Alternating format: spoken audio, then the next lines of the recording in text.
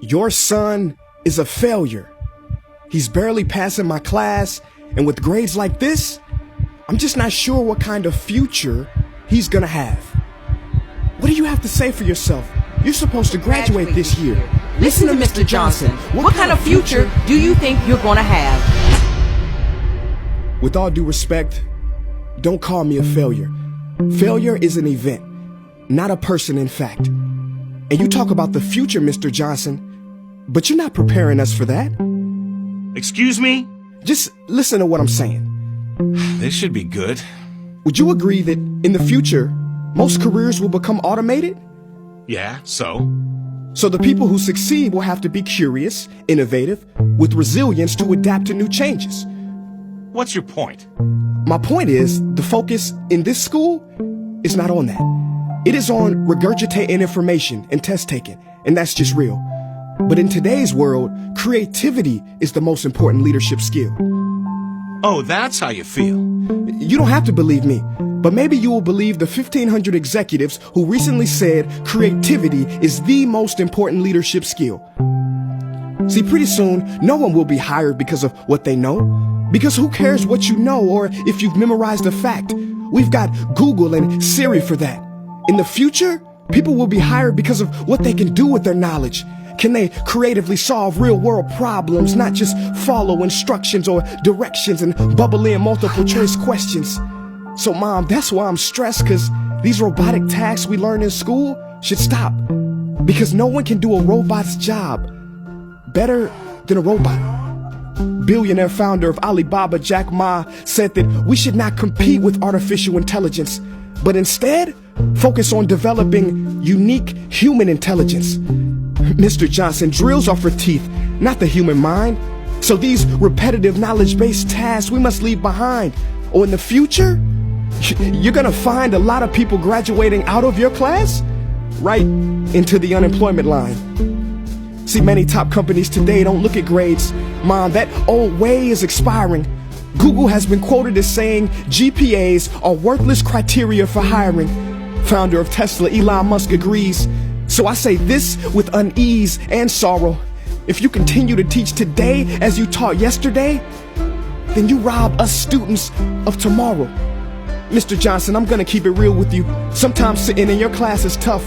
I'm constantly thinking, if I don't look up at the clock, maybe it'll speed up. So I listen to you do my work and pay attention, feeling like an hour had to have gone by.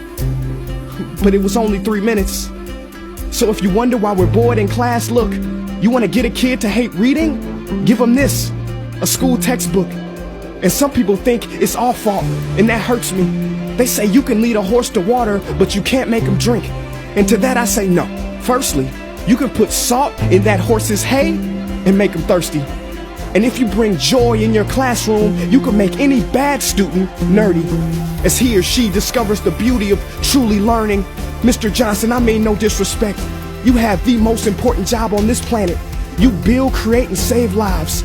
But if you really care about my future, like you say, then you have to fully commit and ask yourself honestly, how do I prepare a child for a future that doesn't yet exist? Here's a hint. The answer is not found in this. It's using this and this. See, in the future, we will need more passion and compassion. People with inspired hearts and wisdom to uplift this planet. And Mom, I love you, but can I be real? Go ahead. You want to know one of the biggest factors for childhood success? It's not IQ. It's family meals. And we haven't had one of those in a while. See, I know sometimes you don't feel proud, because I may not be a straight A student, but I'm not stupid. These tests may be 70% of my grade, but they're 0% of my future. But don't worry, I'll pass this class and get through this. But I need you to give me the space I need to be me and live true. Because the best feeling in the world is that your own parents get you. There's a passage in a book called The Prophet by Khalil Gibran. And if you don't mind, I'd love to share it with you. Go ahead. See, he says, your children are not your children. They are the sons and daughters of life longing for itself. They come through you, but not from you. And though they are with you, they do not belong to you.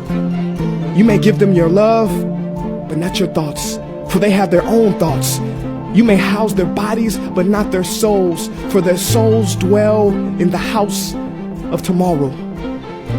So, Mom, I'd appreciate it if you give me the love that I need to pursue my dreams. See, if we are to succeed, all three of us need behavior change on all fronts. We talk about the future, but the future is now, and it is created now by all of us. I've never heard you speak like that before. Yeah, I didn't know. But I'm going to reach out to administration and try to change some things. You have my word.